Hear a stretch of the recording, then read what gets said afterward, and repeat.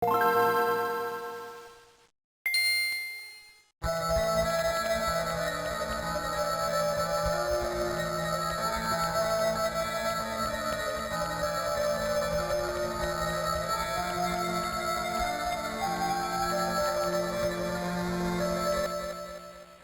everybody, welcome to the new channel.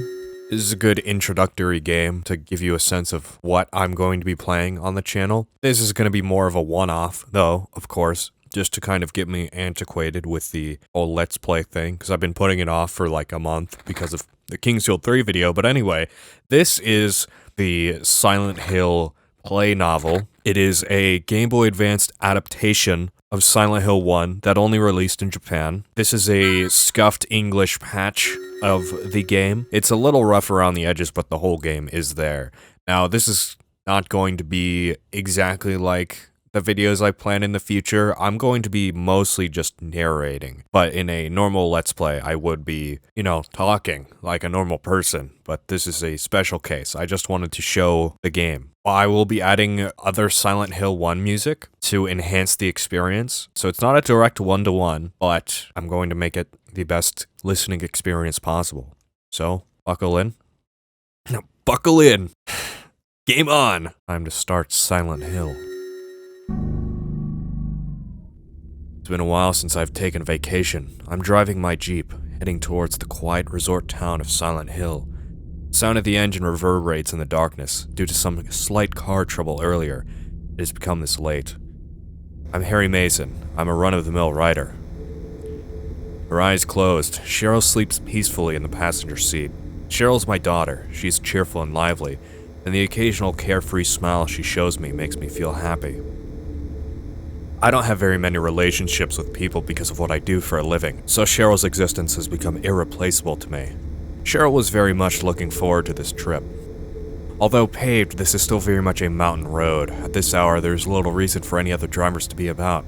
I push in the accelerator. There's no light off in the darkness. I can depend on only my headlights. Light reflects off the rear view mirror. It's a motorcycle. There's a motorcycle heading towards the same destination as we are at terrific speed at this late hour. With a roar, the motorcycle effortlessly passes by the side of my Jeep. The seal of the police. I forgot how scuffed this translation is. I'm sorry. Perhaps there's been an accident or something, but I don't recall hearing about an accident or anything on the radio.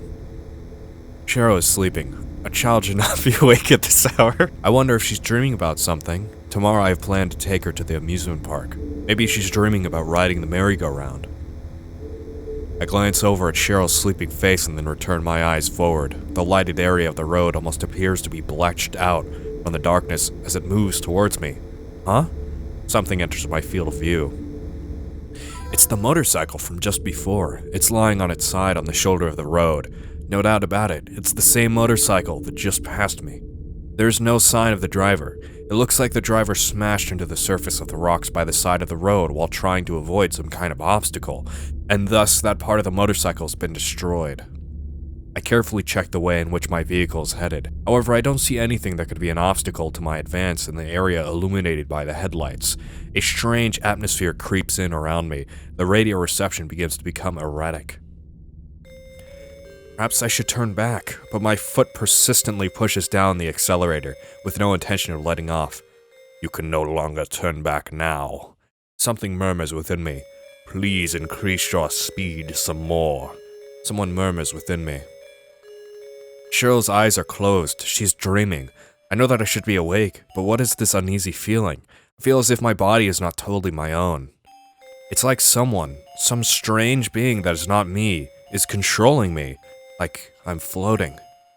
My eyelids are heavy. As the steering wheel leaves my hand, it creates the illusion of setting the course on its own.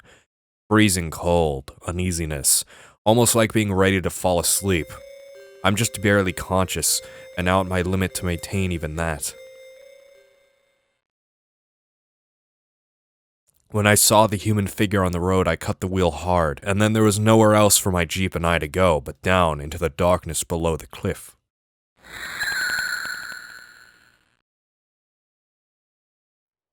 The silence pierces my ears. As the wind blew, it was accompanied by piercing cold. Where am I? I can feel light faintly passing through my eyelids. I don't seem to be hurt. Not much is clear to me because I don't feel any pain in my body. No, perhaps I've suffered an injury that doesn't cause any pain. I slowly try opening my heavy eyelids. Out-of-season snow is pouring into the town. Other than the sound of droplets of ice hitting the ground, there is nothing else to be heard. Silent Hill. This is what is assuredly written on the sign by the side of the road. Without realizing it, Cheryl and I have reached our destination. All my memories up to that point are gone. The wind is blowing in. When I take a look next to me, I'm shocked. The passenger door has been left open. Cheryl is nowhere to be seen. Silent Hill. This town, which should just be a resort area, appears to have become just like a ghost town for some reason. Or maybe it was waiting for us to arrive. Or perhaps the town was just nestled up to us. So now I'm alone. Cheryl is not here. While I was knocked out, Cheryl opened the passenger door and stepped out, alone, into this tourist spot that is ruled by an unsettling silence. And then she left me to head somewhere. I tightly closed my jacket around my neck and set off on foot in search of Cheryl. I wonder what in the world has happened here. Nothing makes any sense. The silence, the out-of-season snow, and strangest of all, the entire town is wrapped in a thick fog.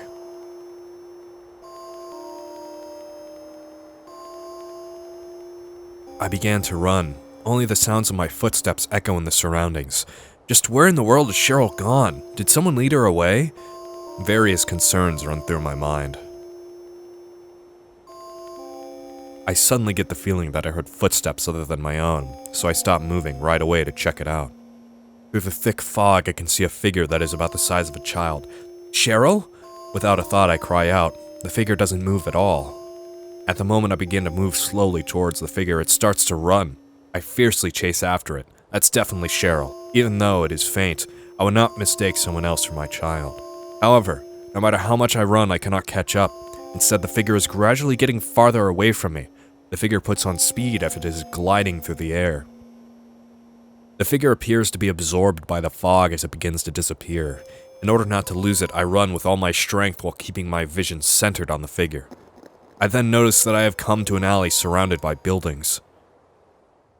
I don't know how, but it is like a cover was placed over the sky, which had provided light until now, and the area has become engulfed in darkness. From the darkness, I can hear multiple footsteps coming this way. I'm going to get out of here. I don't have anything with me that can be used as a weapon. I've got to get away, but I can't go back the way I came because that eerie presence is back there. So I move further in. I can only move gradually through the narrow pitch-black alley by feeling around with my hands. But I only end up reaching a dead end. Metal fences surround the area, and they are so high that I don't think I can climb over them. They are coming from behind. I stood ready. What are they? With beast-like rage, they have closed in to right where I am. My vitality is sucked away by these strangely shaped monsters until I finally lose consciousness. Sybil Bennett. She is a full-time police officer working in the neighboring town of Brams. There was no one else in the cafe other than her and Harry. She took a seat at the counter and waited for Harry to awaken. I suddenly awoke. Where is this place? Why am I here? Was I brought here by someone? There's no boundary between dream and reality, just confusion. As I lay on the bench seat in the cafe, my eyes slowly begin to focus. The woman sitting at the counter stands and folds her arm. She walks over and looks down at me. She's wearing a police uniform. The woman smiles a little bit, as she appears to be relieved that I have regained consciousness. It looks like you've finally come around. Who are you? I tried talking to the unfamiliar woman. I'm Sybil Bennett. I'm here because all the communication with this town suddenly went dead, and so I came to investigate. I'm Harry Mason. I brought my daughter to this town for some sightseeing, but on the way there was an accident and I lost consciousness. Oh yeah, Sybil, you haven't seen a little girl in this town, have you? A little girl? No, I haven't seen her. When I came to after the accident, my daughter was nowhere to be seen. The passenger door was open and she was gone. Cheryl, sorry, my daughter's name is Cheryl. She's a timid person, so it's hard to imagine that she headed out into this weird town alone. Plus, I was there in the driver's seat. Since she gave me no warning, it just doesn't make any sense. Are you familiar with this area? There's no sign of anyone. What's going on with the snow at this time of year? Just what in the world has happened? I said all this while breathing deeply. I'm afraid I don't know either. I still haven't seen anyone other than you. It's like this town is as silent as a graveyard, left without even the means to contact any neighboring towns. I see. You also had an accident, right? I thought it was a good idea to head to the police station in this town alone on my motorcycle. But I guess I was going a little too fast. A girl suddenly jumped out into the road.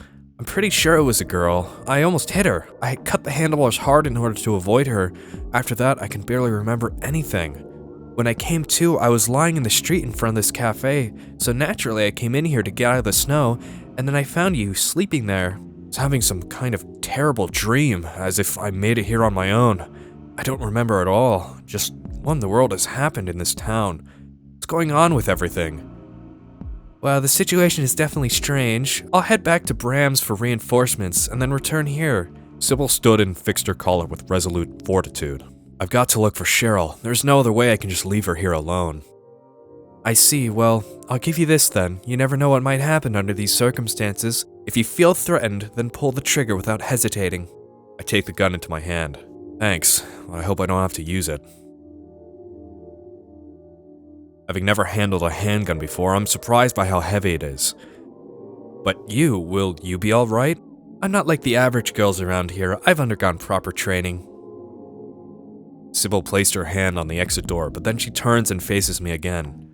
Harry, don't go shooting me by mistake or anything. I haven't had any training on how to stop bullets, she smiled after saying, and then disappeared into the thick fog. After being left alone in the cafe, I gazed at the handgun Sybil gave me for a little while, and then I thought about Cheryl, who had disappeared in this town. The figure I saw in the fog, that was definitely Cheryl, but she didn't answer my calls. She was quite possibly moving away from me? I don't understand.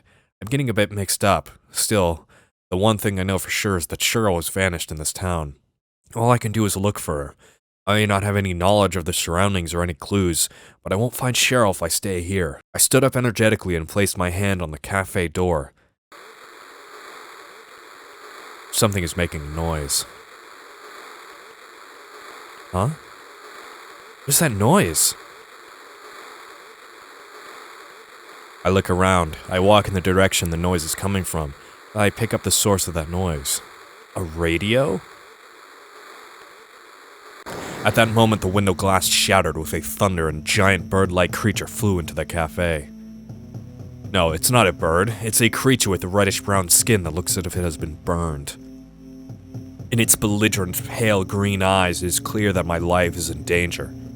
I ready the handgun in my inexperienced hands. Damn! I firmly held the handgun that I just received, quickly pointed at the creature, and pulled the trigger. I'm not used to using guns, so some of my shots hit the ceiling. I limit my aim. Aiming at the wing will bring it down. Those large wings, it uses them nimbly to maintain its balance in the air. If I destroy its wing, it won't be able to move. Then I could finish it at my leisure. One shot hits the wing, blasting a large hole in it. The creature loses altitude and falls to the floor. I can't afford to waste bullets. I crush it with the thick sole of my shoe many times. As its strange cries die out, a dark red stain spreads out on the floor. What the hell? It's not a dream. What's happening to this place? Only the sound of my fist hitting the table echoes in the cafe. At my feet, the still warm corpse of the creature lies in the center of a pool of oddly colored liquid. After leaving the cafe, I decide to first head towards that alley from before. Black figures fly about in the heavens as if searching for prey. I then come to realize a constant. The static of the radio changes based on their movements. The closer the monsters come to me, the louder the static gets. My sight is hindered by the fog, and on top of that, the weather is so bad that snow is falling, so this is extremely important information. I run through the snow that appears to have no intention of stopping. Increasing my speed each time the static comes in on the radio, I proceed into the fog. Following the thin thread of my memory, I finally arrive at the alley from before. The evil atmosphere is dissipated and light pours in along with the snow from in between the buildings. I move into the alley and it dead ends after a bit. At the end of the alley, I see a familiar sketchbook that appears to have been thrown away. The likeness of me that Cheryl drew is on the cover of the sketchbook. This is definitely Cheryl's. I try opening it. Inside, the following is written in red ink. To school. Along 11th Street, I slipped between the back door of a house that had a doghouse, but there was no dog around, so I wasn't quite sure, and then head for the school. The surroundings gradually fill with darkness, and only the flashlight on my chest illuminates the strange street. I pass through the entrance to the elementary school grounds. When I open the door that leads into the school building, I see that even more darkness is waiting for me inside. It is possible that Cheryl scribbled those letters to school. I can't be sure whether Cheryl is here or not, it's just that I haven't a clue other than that sketchbook. A guide map for the school has been tacked into the sidewall of the entrance with a rusted thumbtack. After removing the map from the wall, I place it in my pocket and push open the heavy door that leads into the interior of the school building. My footsteps and the creaking of the hallway, they sound like screams as the reverberations rock my eardrums. I had been walking carefully step by step, but without realizing it, I began to run. There's no sign of anyone. The silent innards of the school building are dark, and with only the flashlight on my chest, it is impossible for me to see any of the details. Cheryl doesn't have a flashlight, so if she came in here and got lost, then she probably wouldn't even be able to walk around. Since I have my flashlight turned on, she should be able to notice me easily. At least I have that modest hope. I then notice that I have come to the entrance to the music room. I place my hand on the heavy door. When I open the door, I see that there is a large grand piano placed in the center. As I sit in the chair of the piano, I'm shocked. The seat is still warm, as if someone had just been sitting here a few minutes before. Cheryl's smile runs through the back of my mind. Cheryl often played the cheap upright piano in our home. It had become nice background music when I was working. Perhaps Cheryl had come to the music room? I gently open the cover over the piano keys. I notice that there is a red mix in among the black and white. I tried touching the liquid. It has a lukewarm feel. It is still holding heat. It's definitely blood. My heart pounds in my chest like an alarm bell. The large amount of blood spilled on the keys.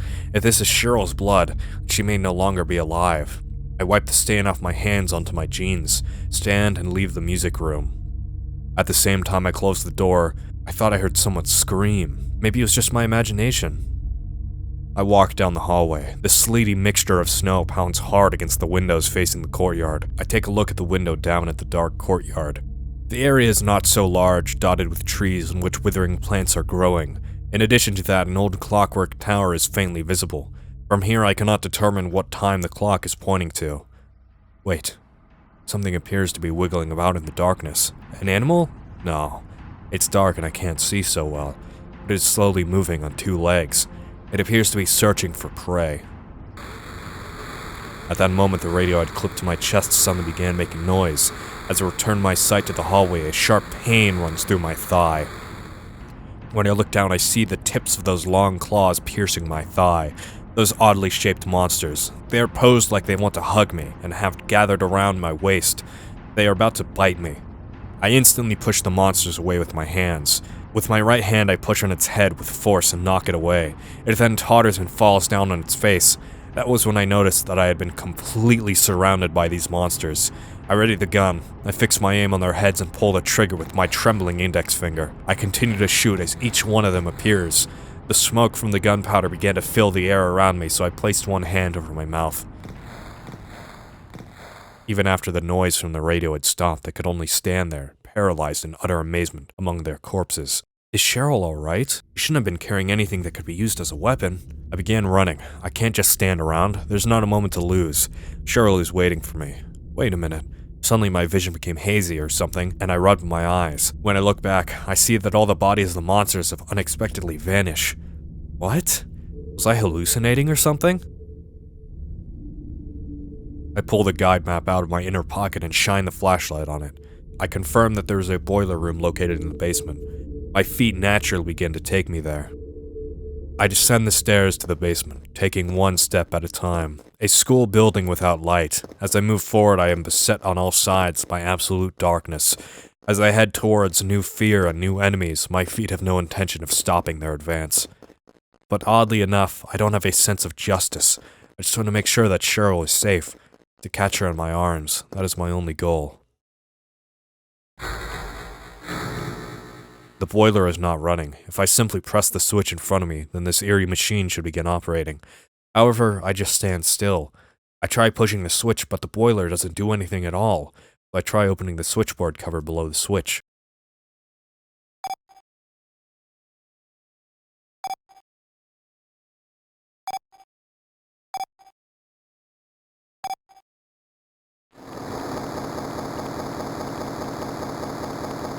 Got it.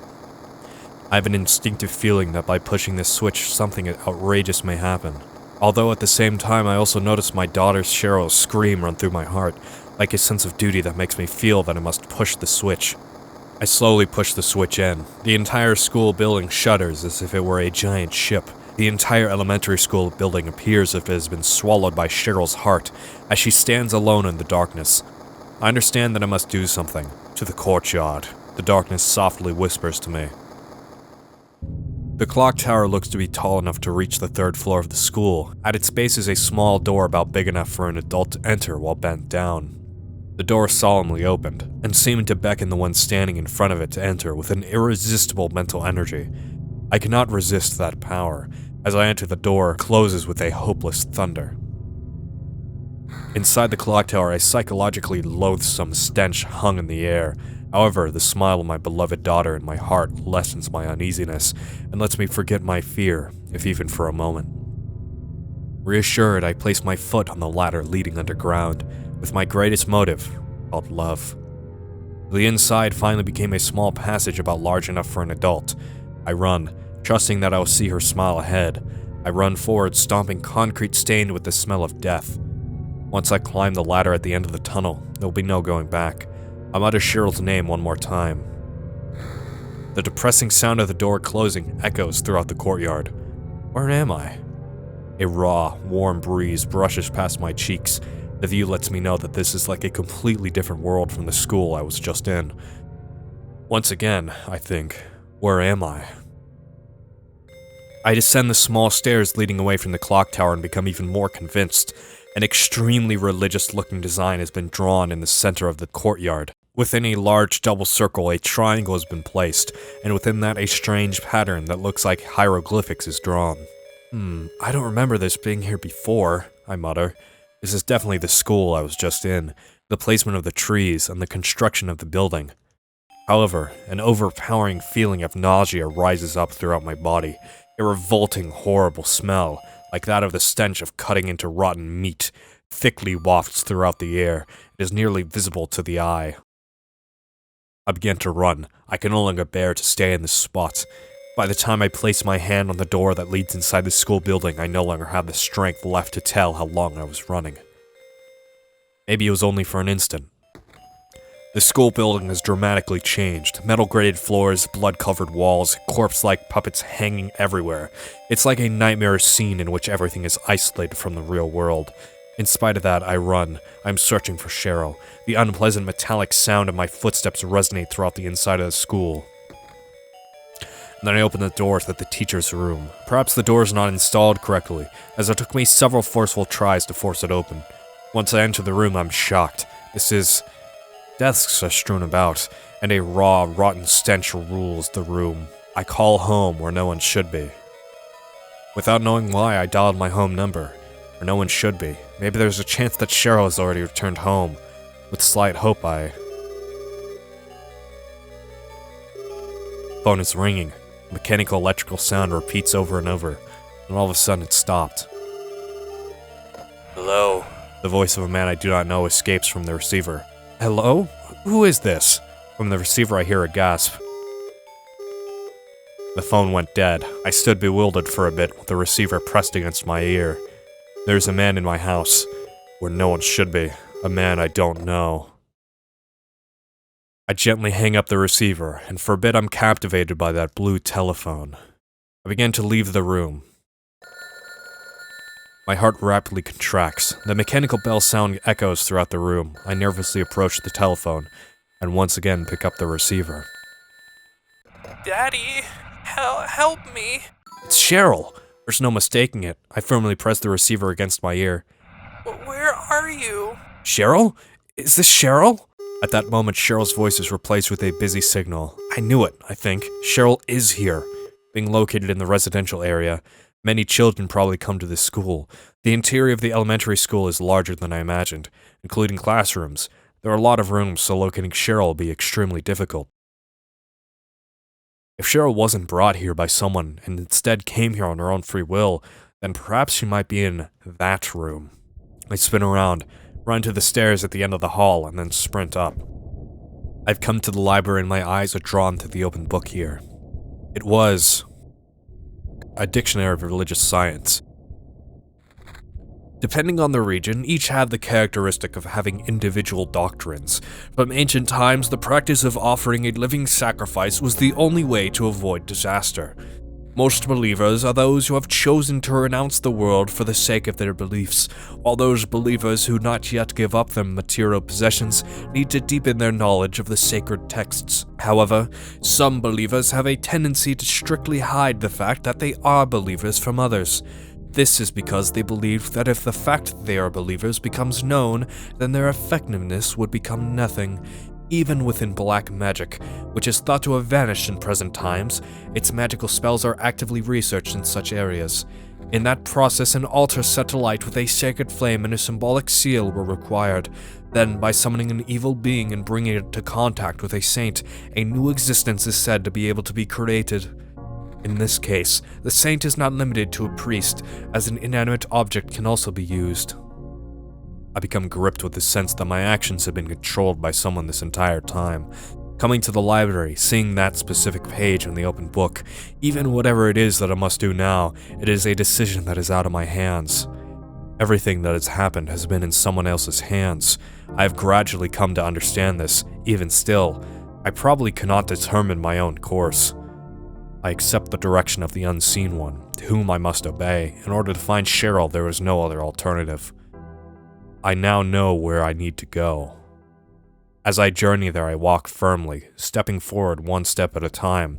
I descend a staircase from which uncomfortably warm air flows, and find an elevator at its base that invites me to descend even further, as its doors slowly open. Once I enter, its doors close, and in the next moment, with a rusty clunk sound, the elevator begins to descend at a high rate of speed. Just how far down is it going? All I can do is go with the flow. Gradually, the elevator and I are enveloped in hot, humid air. The elevator stops and I step off as its doors open. Beyond a short passage, a dazzling light emits from a small room, which has been waiting for my arrival. In the center, the fires of hell burned, and everything made it look like this room was meant for prayer, and then it was there. It slowly moved around the enormous sconce from which flames and ash arose. The lizard looks to have suddenly mutated. Its outer shell is a mucous membrane type. It just stares at me, and with surprisingly comfortable speed, it looks for a chance to attack. I am no match for this enemy. With the weapons I am carrying, running is the best bet. I was overwhelmed by its size. I've got to escape. I don't stand a chance with this feeble weapon in my pocket. I look for an escape route. However, the entrance I came through is now closed by a thick, solid metal fence. Without any opening I could slide through. I cannot escape. At that moment, a part of my memory was suddenly awakened. Definitely in the library. I remember that book I just picked up not too long ago. Its contents run about in my head. While paying very close attention to the movements of my opponent, I recall its passages. Even with black magic, which is thought to have vanished in present times, its magical spells are actively researched in such areas. In that process, an altar set alight with a sacred flame and a symbolic shield were required. Then, by summoning an evil being and bringing it into contact with a saint, a new existence is said to be able to be created. In this case, the saint is not limited to a priest, as an inanimate object can be also used. The monster in front of me was possibly summoned by or descended from black magic. However, that literature did not contain any information that would help me right now. I'm in danger. When I returned to my senses, its wide-open mouth was right in front of me, open in a way that suggested it planned to swallow me whole. It's too late. I was caught in its mouth, easily lifted, and then crushed by its teeth as I fell inside it.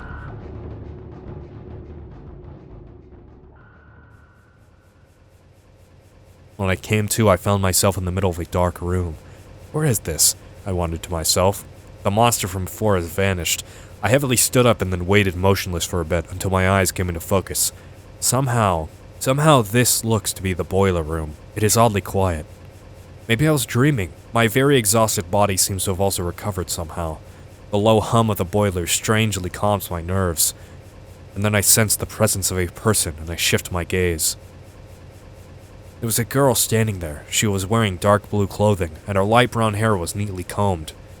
The girl was just staring right at me. Once I noticed her and began to step towards her, she completely disappeared, as if her body just dissolved into the air in the room.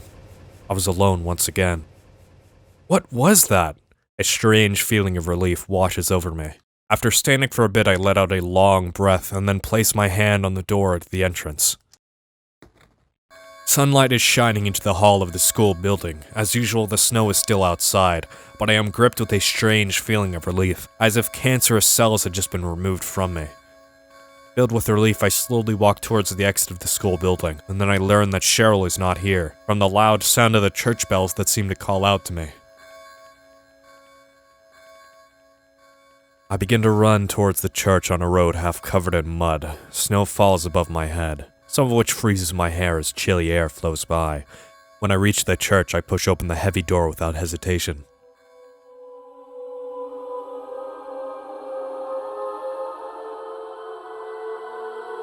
A cross is mounted on the front wall. Long benches are lined up on both sides of a small walkway. It was as if time had stopped for this familiar-style church. In front of the altar, a sly-looking woman with cold eyes looks down at me with an eerie grin. As I walked up to her, stepping one step at a time, she gazed at me without blinking. She looked as if she had predicted that I would arrive. "Were you ringing that bell?" The woman snorted with a humph. "I've been expecting you. It was foretold by gyromancy." "What are you talking about?" "I knew you'd come. You want the girl, right?" "The girl? You're talking about Cheryl?" My eyes grew wide. "I see everything. You know something? Tell me." "Stay back!" The woman held the palm of her hand out at me, and then lowered her chin in a way that suggested, "Please, calm down." "Nothing is to be gained by floundering about at random. You must follow the path of the hermit, concealed by flowers." "What? What are you talking about?" I asked once more without hiding my bewilderment. "Yeah, the flowers, a cage of peace. It can break through the walls of darkness and counteract the wrath of the underworld.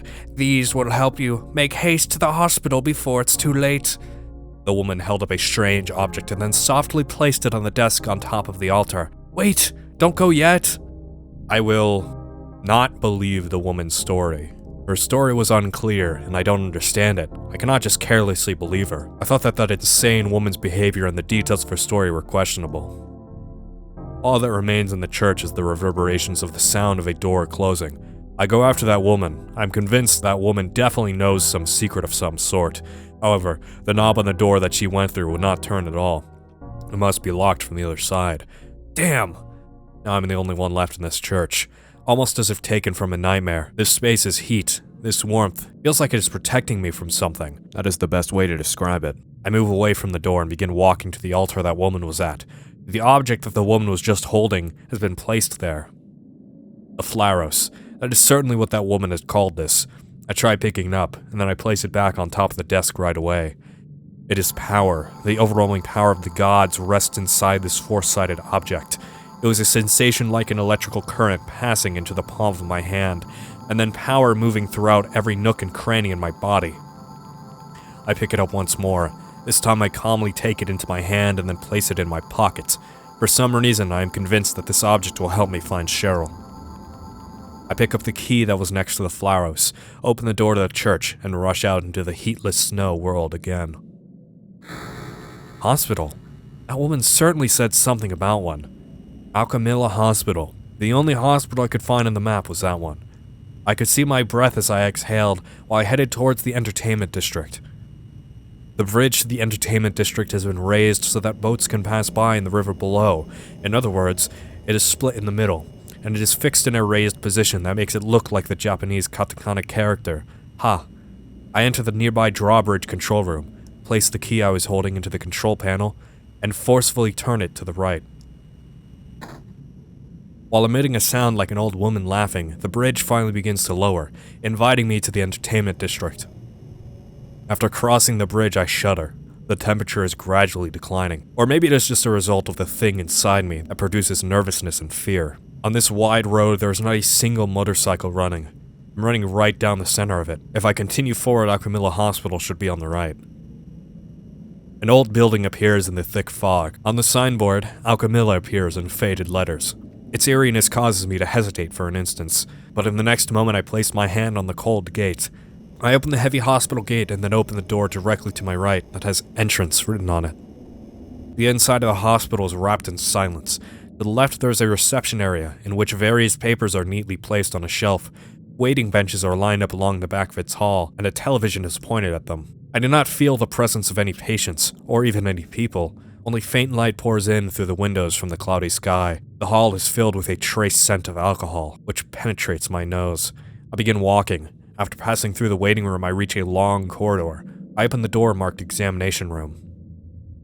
At almost the exact same time I opened the door, a man jumped out from his chair. He is holding a handgun in his right hand. I hid behind the door in panic. Wait! I hold my hand out to try and stop the man. Hold it! Stop! Don't shoot! Wait! I'm not here to fight! The man calms down and lowers his ready right arm. My name is Harry Mason. I'm in town on vacation. I said all this without pausing, and then the man took a deep breath and began to speak. Oh, thank God, another human being. Do you work here? I was truly relieved. Silent Hill, which has become a habitat for strange monsters. Those words showed his candid questioning of the situation. I'm Dr. Michael Kaufmann. I work at this hospital. So maybe you can tell me what's going on. The man who called himself Kaufmann once again stirs in the chair he's sitting in. I really can't say. I was taking a nap in the staff room when I woke up. It was like this. Everyone seems to have disappeared, and it's snowing out. He looks off at the floor of the examination room. There on the floor, the corpse of a still warm monster lay on its side. Something's gone seriously wrong. Did you see those monsters? Have you ever seen such aberrations? Ever even heard of such things? You and I both know creatures like that don't exist. Yeah. And then I turned to face him as I realized something. Have you seen a little girl anywhere? I'm looking for my daughter. She's only 7. Short, black hair. She's missing. I'm sorry. With all those monsters around, I highly doubt that she's... Sorry. I don't mean to alarm you. Your wife, she's here with you? She died 4 years ago. Now it's just me and my daughter. I see. I'm sorry. Well, I'd better be going. I just can't sit around here doing nothing. So long. Good luck out there. Bang. The examination room door shuts powerlessly. Dr. Michael Kaufmann. Oddly enough, I've completely memorized that name. Huh? I suddenly notice that there is something on the floor that looks like a white scrap of paper. What is this? I pick it up. Letters have been disorderly scribbled on it. Arrival tomorrow morning. Be prepared. What is this? Go after Kaufmann. I leave the examination room. Kaufmann is nowhere to be found. I begin to run. I pass through the medicine room and reach a planked floor corridor that extends in an L shape. I moved forward and found that there was an elevator with a large door at the end of the corridor. I try pressing the buttons beside it. Nothing happens. It looks like the power is off. There are several doors in the corridor. I begin opening each one in order. I open the door marked meeting room, head inside and close the door behind me. A large table rests in the center of this room, and I notice that there is something glittering on top of it. I grasp the light green key, leave the room, and once again step into the chilly corridor. The next room looks to be the kitchen. I guess that the food for patients is probably prepared here. Various bronze cooking utensils are neatly arranged in order on the stainless steel countertop. It does not appear that anything terribly important is here. I carefully look through the various cooking utensils. Inside a large pot, there is nothing at all. I'll continue to search to see if there might be some clue here or not. I notice that on the far wall, various objects have been scattered about.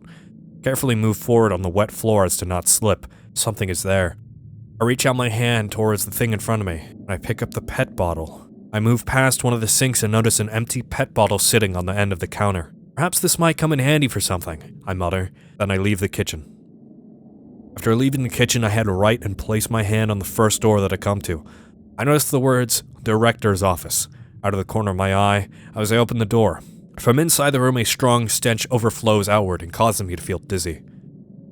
Someone has ransacked the room. Behind the desk that probably belongs to the director, several bottles have been broken, leaving red and blue liquid spilled all over the floor. I use the pet bottle. I get out the pet bottle and use a fragment of the bottom section of one of the broken bottles to pour the vermilion liquid into it. The stickly liquid drips into the pet bottle. The last drop lingered, but once it finally hit the surface of the liquid already inside the pet bottle, I tightly closed the cap and then left the director's office. I crept out into the corridor once more and stood in front of the door that was closest to the elevator. I opened the door, and the reverberations of the sounds of it opening and then closing shake my eardrums. The walls are made of concrete, and a few steps and a staircase leading to the basement extends like the folds inside the body of a snake. It is dark and difficult to see, but it looks like there is a door at the bottom of the staircase. Be brave, I muttered to myself. Leaving only the echoes of my footsteps, I descend the staircase to hell one step at a time, and then I open the door leading to darkness. I could see that the electricity was most likely out in the entire hospital. I pressed the switch on the flashlight on my chest, and tried lighting the area. It's creepy, and yet there's nothing noticeably out of place. Chilly air drips from the cold concrete, and it seems as if touching it would completely rob my body of its warmth. While moving through the corridor, I try opening the doors as I come to them. Of them, one opens with a creak. Emergency generator is written on the machine that occupies most of the room. To reach the second floor and above, it did not look like there was any other method other than using the elevator, so without hesitation, I turned the machine on. I immediately head for the elevator. I press the up button. The heavy sound of the motor and the sounds of metal parts coming into contact with each other almost sound like intertwined screams. With a ding, the elevator stops and its doors slowly open. The inside of the elevator is large. It seems to be about big enough to accept 3 hospital beds. Buttons for each floor are lined up to the right of the elevator door. They are marked 3, 2, 1, and B from the top down. First I head to the second floor. However, after I step off the elevator, I find that the door connected to the corridor that leads to the rooms on this floor is locked. With no alternative, I try heading to the 3rd floor, but I find that it is in the same state. Well, what now? I've already tried moving to every floor. With nothing else to do, I re-entered the elevator, and then could not believe my eyes. Of the buttons for each floor, 3 was definitely the highest floor just before. In spite of that, a new 4 button has been added. The elevator doors open with a familiar sound and I step out into the 4th floor. Again? I think. A condition extremely similar to that which I encountered after passing through the basement and the clock tower at the elementary school was present right in front of me. Dark red rusted walls, metal grated floors, and a ringing in my ears that seems to creep up from the depths of hell is a menace to my mental state. I open the door in front of me and a long corridor extends beyond it. I very carefully move forward while keeping my eyes fixed on the wall. Could Cheryl be here? The only way to find out is to search this place. Huh. I can hear something in the darkness in front of me. It sounds like the groan of something dragging on the ground. The owner of that groan is slowly closing in on me, but I cannot see what it is to be sure with the faint light of my flashlight. It is probably not human. I firmly grip the gun, position my finger on the trigger, and begin to walk towards it with the gun ready beside my face. Eventually something white enters my field of vision. I adjust the aim of my flashlight on my chest with my hand and shine light on it. A white figure appeared, which is stooped over like an old woman. They look to have undergone a grotesque change. The monster has a very large hump on its back, which twitches and moves as if it were alive. In one hand it holds a knife, which it waves as it approaches me. In the instant I readied my gun, the monster began to run. By the time I realized this, it slashed at me. I instantly dodged the attack, and thanks to that my clothes were slashed and I only had a scratch on my side. I suppose I was lucky. Damn! I kick it in the face with the bottom of my shoe, and it falls down on its back. It then begins to stand for its next attack. I close my left eye and steady my aim. Even after one shot, its movement does not change at all. I fire more bullets at it. It is laughing. In a voice great enough to shake the entire world, it laughs as its face twists and distorts. I cannot give up. When the final bullet loaded into my gun hits, it finally stops laughing. This time it's face down and began crushing with my foot. Finally, it completely stops moving. This is insane! Another monster approaches from behind the corpse of the first one. At this rate, all the bullets in the world would not be enough. All I can do is run. I begin to run towards the monster in front of me, evading the large swings of its knife. I run down the dark corridor, occasionally stumbling. I see a staircase leading down. I race down it, knowing not if something is waiting for me at its base. I'm thinking about Cheryl. Even if she is held prisoner somewhere in this hospital, there's no guarantee that I can rescue her. In fact, there is no reason that the staircase I am descending should lead me to Cheryl at all. I begin to think that all of my current actions are all meaningless. However, generally speaking, since I arrived in Silent Hill, no, since the day before leaving Silent Hill, no, even longer ago, since the day I met Cheryl, perhaps I have had no choice in my actions, that they have been determined by someone else's will. As I continue to the base of the stairs, I contemplate, what if life, up to this point, had just been on one track? As I descend the stairs, my ears begin ringing again. The ringing is so forceful that it cannot even be compared to before, and it forces me to squat down. What in the world has happened? Perhaps I have opened a door to hell, a door that should never have been opened. Something is clearly changing, and it's for the worse. Going back will not be permitted. I must move forward. I put my hands together on my head, and then squeeze my temples tightly by using my elbows. The ringing then begins to sound like a demon is whispering in my ears. However, it doesn't stop. I blindly begin to run. Even if I am to die in this mad land, I must save my beloved Cheryl first. Believing that the answers are beyond the door, I know that I must discover at least one clue. Several overlapping square figures are shaking with the sound of my heart. It is the wall at the end of the area. Another wall lies perpendicular to it. There is a door present on this wall with a plate that says storehouse. Some chemicals have been placed on the table adjacent to the door. There are 3 breakers of different sizes and a test tube. The test tube contains a liquid that is a different color to that which is the leftmost beaker. I found a memo. To create it, you must come up with 1 deciliter of liquid and pour it into the test tube. No more, no less, the man has said, but there are no graduations on the beakers. That makes it impossible to come up with 1 deciliter using these 3 large beakers. The door won't budge an inch. I have to melt the lock.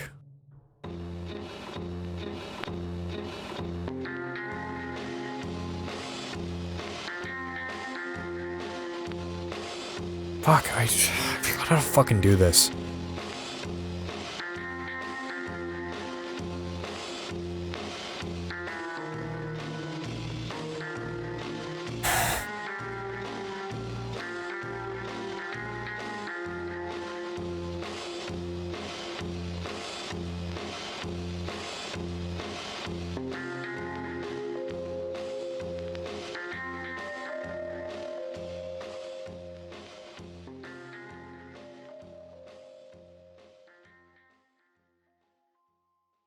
Harry melted the chain on the door with the complete liquid. The door slowly opens with a click. Inside the storehouse, nothing important looking stands out. I carefully edge between the simple metal shelves that have been placed here in a specific arrangement.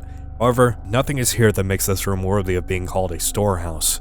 I'm drawn towards the cabinet in the back of this room because I found the presence of a wooden cabinet strange and unsuitable for this simple room. I approach the cabinet and try to open it. However, it will not budge. If there is an important clue inside this cabinet, then I should be able to open it right away. But then I gradually come to understand that there is no need to do so. The necessity of the cabinet here is thin, as anything could be used to satisfy the requirement. If something is needed to block a path, then a bunch of stones could work just as well. I thought this as I looked at the scratches on the floor that were the same width as the cabinet. The marks on the floor are still fresh. They tell me that some other human has probably came down here. Is there something beyond this cabinet?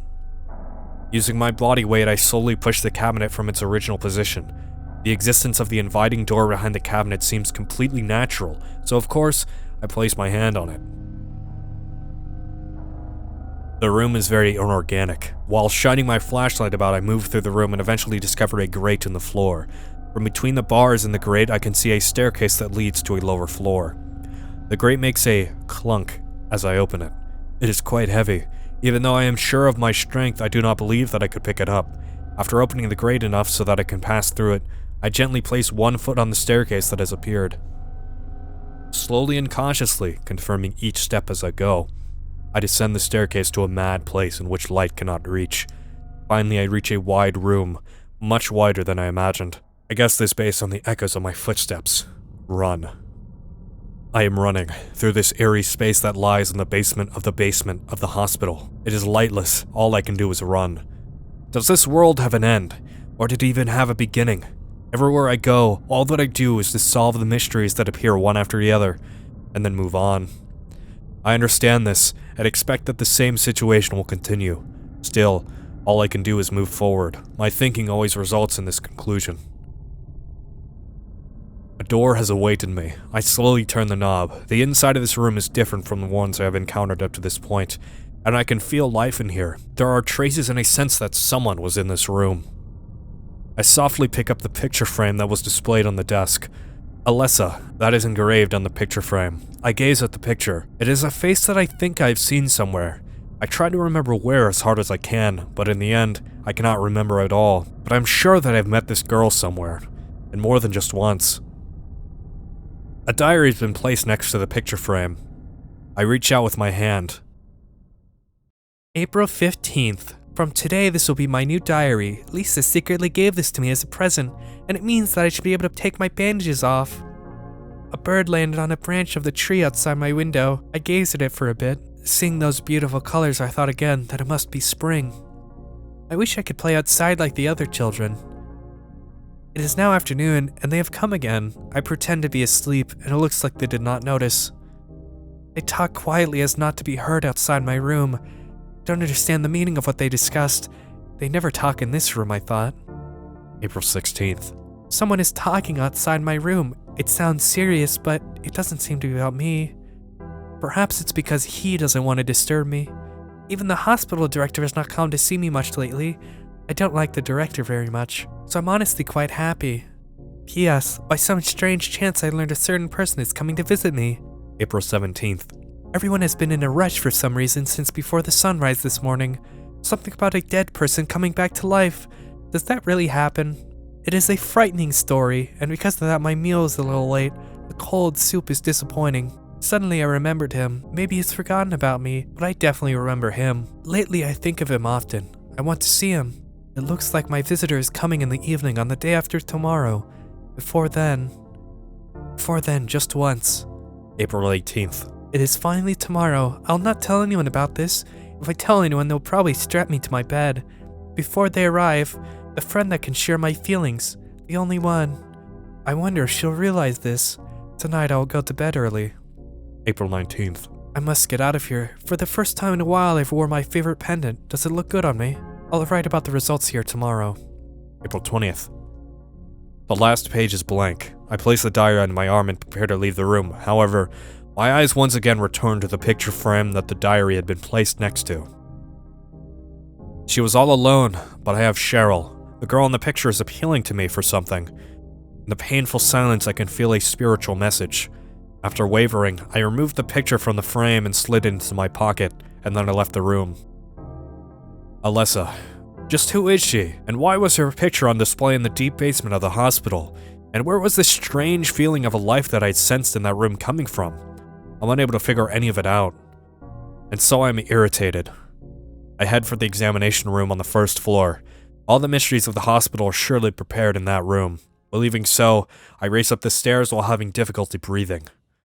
When I open the door to the examination room, I feel the presence of a person and stop moving. The inside of the room is dark. Someone is here.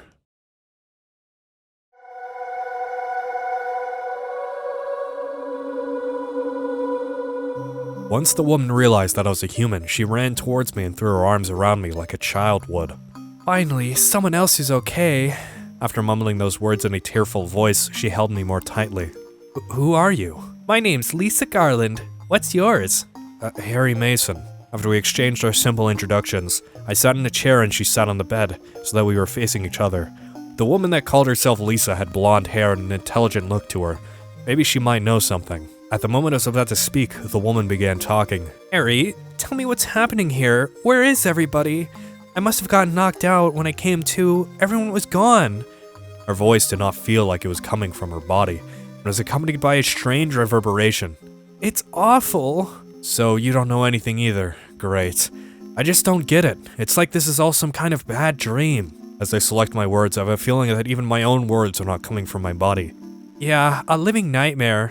Let me ask you, have you seen a little girl around here? Short, black hair, 7 years old? Cheryl, I mutter, in a voice that Lisa would not hear. A 7-year-old girl? She's your daughter? Yes. A 7-year-old girl? I can't say that I have. I was unconscious all this time. I'm sorry. That's alright. That was just as I expected, but I continue asking questions without showing my disappointment. Do you know anything about all the weird stuff in the basement? No? Why? Is there something down there? You don't know? Don't you work here? We're under strict orders never to enter the basement storeroom. After changing the subject to the hospital basement, I began to notice that my thoughts were becoming muddy. So I really don't know. What did you say was down there? Well, I try as hard as I can to remember the pitiful sight of that room in the basement. However, in trying to trace my memory back to then, that ringing, which had been gone for a while, returned to my ears, a sound like the bells of that church run throughout my head. Ugh, damn, my head. What's wrong, Harry? Harry, let me help you. Lisa has vanished. After a while, I notice that my body is freezing cold. It is as if I am dead, but I am clearly conscious. Where's Lisa? I was definitely talking to her in this examination room. I no longer feel the evil presence that I felt in this room. No, in this entire hospital up until now, just before. From the window, soft light is pouring into the room. Was I dreaming? As I slowly get up, I hear the sound of a door opening. I instantly look towards the source of the sound. That creepy woman I met at the church was standing there with an expressionless look on her face. You are too late. It's you. Yes, Dahlia Gillespie. Tell me everything you know. What's going on? Darkness. She responded before I was even done speaking. The town is being devoured by darkness. The woman continues while maintaining a devout look. Strength must overcome petty desire, childish sleep talk. I knew this day would come. What are you talking about? I don't understand a word of this. Believe the evidence of your eyes. So I should believe the evidence of my eyes. I understand that. I'm in a situation in which I can only believe what I have seen with my own eyes. The other church in this town, that is your destination. That is beyond my abilities. Only you can stop it now. Have you not seen the crest mark upon the ground all over town? So that's what I saw in the schoolyard. What does it mean? It is the mark of Samael. Don't let it be completed. Hey, wait! Dahlia Gillespie. She places an oddly shaped key on an examination table with a tap, spins around, heads to the door, and then opens it. I open the door that she closed and roll out into the hospital corridor, but she is nowhere to be seen. The other church. But if I exclude the church I already visited, I do not see anything that looks like a church on the map. I slowly open the phone book attached to the payphone in the corridor. And there a mark is present to guide me. It is next to the phone number for an antique shop in the northeast area of the shopping district. The door to the antique shop is ominously open. The door connects to a staircase leading down to the basement. At the end of the stairs, there is another door. I insert the key I was carrying and slowly turn it. The inside of the shop is small. I take a look around using my flashlight, find that the place is such a mess that it looks almost as if it had been ransacked by a thief. Is something here? At first glance, I don't think there's anything here that concerns me. However, I did not miss that which was hidden behind a shelf. I move the shelf step by step, and an eerie passage leading into darkness appears. What's this? Harry! I looked back towards the familiar voice. Sybil? Sybil, who should have left for the next town over to call for backup, was here. I'm glad you're okay. I shouldn't have left you. Things are worse than I thought. It's nuts. What are you doing here? I thought you left town. I saw you go in here, so I followed you. I couldn't get out. All the roads out of town are blocked. Cars have completely stopped running. The phones and radios are still out too. What about my daughter? Did you see her? I did see a girl. My heart began to beat faster. Was it Cheryl? I only got a glimpse of her through the fog. I went after her, but she vanished. I don't know about your daughter, but... And you just let her go? Where was it? On Bachman Road. She was heading towards the lake. Now don't get excited, it wasn't like she ran off exactly. There's no place for her to go. The road has been obliterated.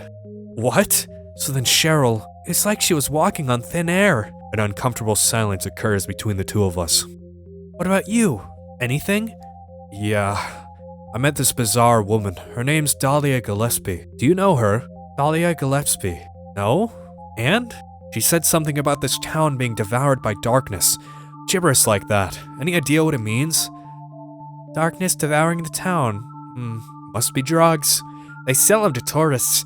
The force still can't figure out who's behind it. None of our leads have panned out, and the investigation is stalled. Drugs? Sybil's response was far from what I had imagined, so I shake my head back and forth. What could drug trafficking have to do with all this?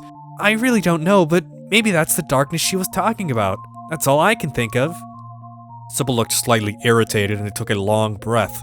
Then she shifted her gaze to the passage behind the shelf. What's this? Just discovered it. Maybe there's something back there. Let's have a look. Sybil. Wait, we don't know what's back there. I'd better check it out first. I'm a cop. I should go. No, I'm going, I said in a rough tone. Alright, I'll cover you from here. Be careful. If anything looks fishy, get back here on the double. Okay. I peer inside the hidden passage. Inside it looks like an unseen barrier of darkness has been set up, which makes it look like a place no one should enter. I intuitively sense that it would be dangerous to move into this passage. It is that kind of passage. I look back at Sybil once. Sybil. Yes? Do you know anything about, well, like some other world? Like some kind of bad dream? What are you talking about? I'm not quite sure. I try to make sense of it, but then my mind goes blank. Everything's dark there, and I hear sirens in the distance. I met this nurse, Lisa. It's like I was really there, but not. It's all a blur, like some kind of hallucination, you know? I have no idea what you're talking about, Harry. Sybil spoke while shaking her head from side to side. Oh, I was just wondering. Never mind. Harry, you're tired. Yeah, maybe. Am I tired? Yes, I am tired. If that was all it was, then that'd be fine. My being tired is what caused me to see all the hallucinations up to this point, and Cheryl should be returned to me. The only thing is, I'm not tired. Rather, my body feels as if I had been on the floor sleeping continuously like a human in cold sleep, and I'm feeling the agonizing suffering of not being able to wake up. Leaving Sybil behind, I step into the passage. I begin walking, carefully, taking one step at a time. Sybil can probably no longer see me. I made my way into the room at the end of the passage. It is small, and the smell of something having been burned is in the air. Once I saw an altar appear in the darkness, I realized that this is the church that Dahlia was talking about. I look around the area. An axe has been displayed on the wall, but nothing else stands out. While shaking my head, I decide to try going back through the passage I came from, and at that moment, a light bright enough to make me look away emanates from the altar. I think I heard the sound of a giant match being struck, and then two enormous pillars of flame arose from the altar, as if a ritual were beginning or something. Even at the distance I am, I can feel the heat from those flames. My surprise in that heat caused me to fall into a state of barely being conscious, and then I gradually lose myself, until I finally end up laying face down on the concrete floor, and the coldness that remained in the floor was drawn away by the heat, as my consciousness grew distant. Harry? Are you okay? Harry? Harry? Where am I? Lisa, I'm in the hospital. You're having a bad dream. Was I? Hey, you don't look too good. Are you okay? Yeah, I'm fine. Nothing you need to worry about. Well, if you're sure. Lisa, do you know a woman named Dahlia Gillespie? Oh yeah, that crazy Gillespie lady. She's kind of famous around here. She never sees anybody, so I don't know that much about her. But I heard her kid died in a fire, and supposedly she's been crazy ever since. Well, she says this town is being devoured by darkness. Do you have any idea what she's talking about? The town, devoured by darkness? Yes, I think I do. Before this place was turned into a resort, the townspeople here were on the quiet side. Everybody followed some kind of queer religion, weird occult stuff, black magic, that kind of thing. As young people moved away, the people figured they'd been summoned by the gods. Evidently, things like that used to happen around here all the time. Before the resort, there wasn't really anything else out here. Everyone was so flipped out. Gotta blame it on something. Then a lot of new people came in and everybody clammed up about it. A cult. Last time I heard anything about that was years ago, when several people connected with developing the town died in accidents. People said it was a curse. Oh, I'm sorry. I'm rambling. I'll shut up. Lisa is... The reverberation of Lisa's "I'll shut up" remained in my ears. I wonder how long had I been asleep. I found myself in that antique shop again, lying face down in the same position I was just a short while ago. Was that another dream? Did I pass out again? I don't want to think so, but maybe this is all just going on in my head. I could have had a car accident, and now I'm lying unconscious in a hospital bed. I don't know what's real anymore. Sybil said Cheryl was heading towards the lake, but the road to the lake is blocked. Aren't there any other roads? Lisa would probably know. Although I'm limited in what I can do, I still have one piece of information for finding Cheryl, so I cannot just remain here. I energetically stand up, open the door of the antique shop, and rush back into the town. The town has turned into that nightmarish world. It's as if the danger in this town increases with every second. In order to find Lisa, I turn on the flashlight on my chest and begin to run at full speed. I left the antique shop with the intention of reuniting with Lisa, but I discover that all the roads leading to the hospital are blocked. With no other choice, I enter the shopping mall, town center, in the shopping district. Inside, everything has naturally changed to the other world as well.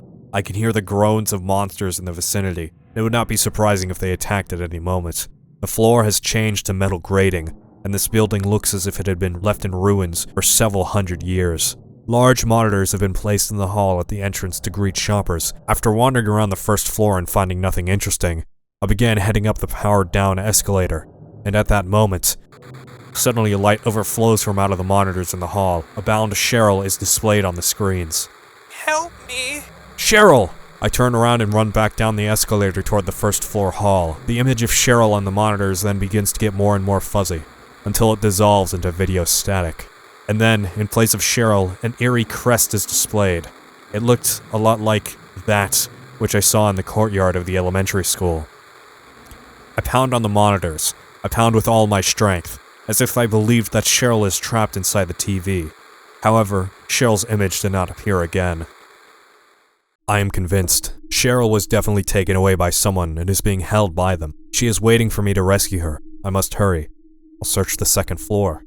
The second floor is more brutal than the first, and is completely deserted. However, I am paying attention. I can hear a sound like a liquid substance splashing from somewhere. I can sense that something inhuman is there. I turn towards the direction of the noise and begin to run. And then I discover the source of the noise. As soon as I step there, the section of the floor that I was standing on gives way and falls with me on top. I scream almost right away. Although I just fell one floor, strangely enough I'm not hurt. The floor of the somewhat wide room is sandy, and it is certainly what cushioned my fall. I pick up the rifle at my feet and try readying it. As I do so, an unspeakably unpleasant tremor comes from below me. It shakes my entire body. It is not something I can see. I decide this because I felt it only from below me. I can clearly tell that something with a long body, like a caterpillar, is moving around below. As I move, so does it in the same direction. It is obvious that it is aiming for me as it moves, and then shows itself. It is a giant caterpillar about 5 meters long. It sprays a green liquid from its fierce tusk-covered mouth. I can tell that the liquid is poisonous just from looking at it, and that it is definitely being discharged towards me. I did not dodge it in time. Some of that liquid got on my arm. The pain is sharp. Red is rising up where the poisonous liquid got on me, as it is dissolving the components of my skin.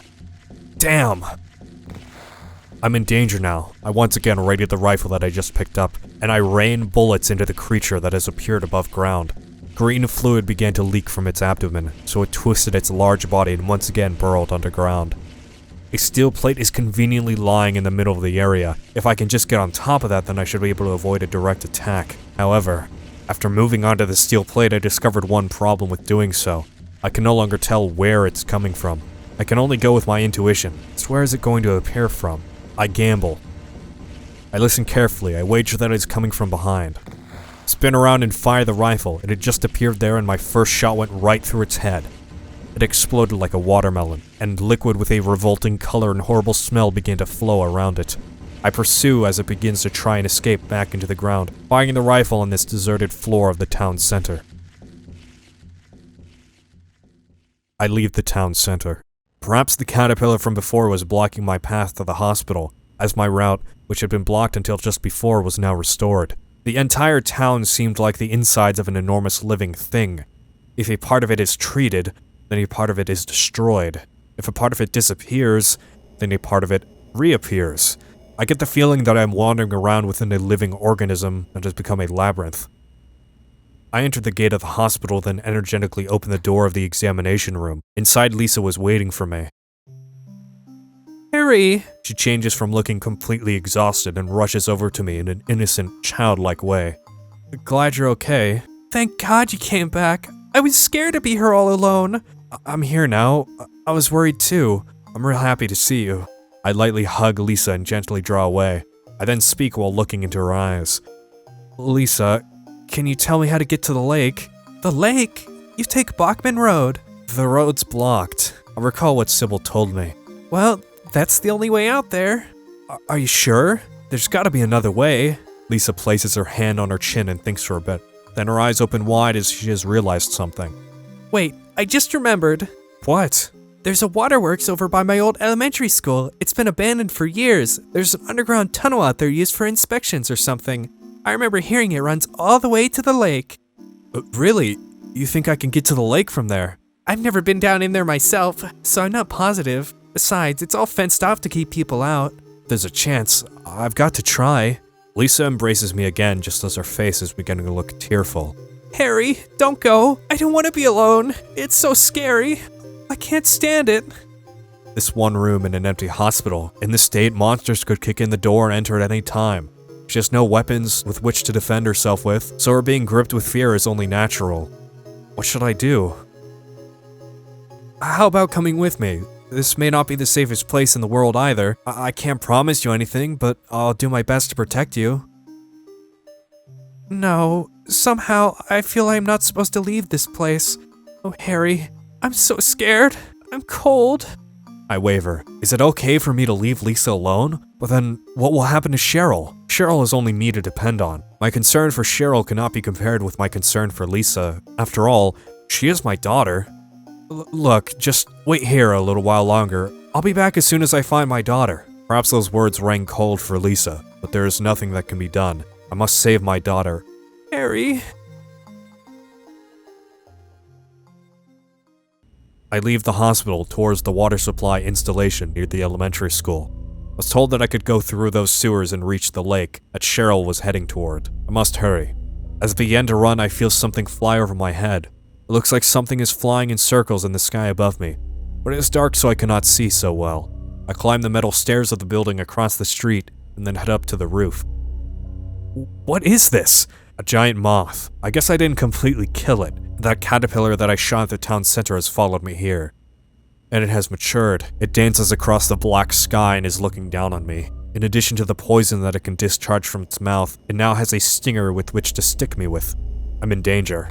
I fire the rifle. However, it is adept in the air and evades my aim, leaving the bullet to hit only air before being swallowed by the darkness. Calm down, I told myself. I must focus on only one target. I aim at its head. I rest the heavy rifle on my shoulder, and while being careful not to let any sweat get in my eyes, I place my finger on the trigger. Like many creatures, this monster has a brain. That is what I will shoot and destroy. But my target is quite narrow and small. The sound of my first shot reverberates into the night, but the bullet just grazes its head and disappears off into the darkness. Damn! But I do not give up. I must get closer to my opponent. But if I draw it in, then I must be ready. As doing so would be accompanied by danger. I avoid a shower of poison. Fortunately, the wind has begun to blow. Adjusting its wings to the wind takes all of its strength, and it appears to be having a difficult time attacking me. This is my chance. I once again steady my aim, and then pull the trigger twice in a row. In that moment, its head vanished from its body all at once. Without its control tower, those wings and poison tusks were just that, and they fell like a rag between the buildings. The nightmare still continues. After passing through the sewers connected to the water supply installation near the elementary school, I came up to the most popular part of Silent Hill, the lakeside tourist spot. However, in spite of this, there is no reason to expect anyone to be here. The area is wrapped in darkness, and in a condition in which it would be impossible to even walk around without a flashlight. First, I decide to enter Annie's bar, which lies on the road to the lake. As I approach the door, I notice what sounds like a struggle coming from the other side. When I open the door inside, Kaufmann is there. Dr. Michael Kaufmann. That is certainly what he said his name was. The monster has him cornered with his back against the far wall in the bar, and he is out of breath. He did not notice me come into the bar, and looked as if he had lost all hope. I pointed my gun at the monster and fired. Even after the monster had died, with a cry like a metallic twisting, Kaufmann just stared into the air, looking completely worn out.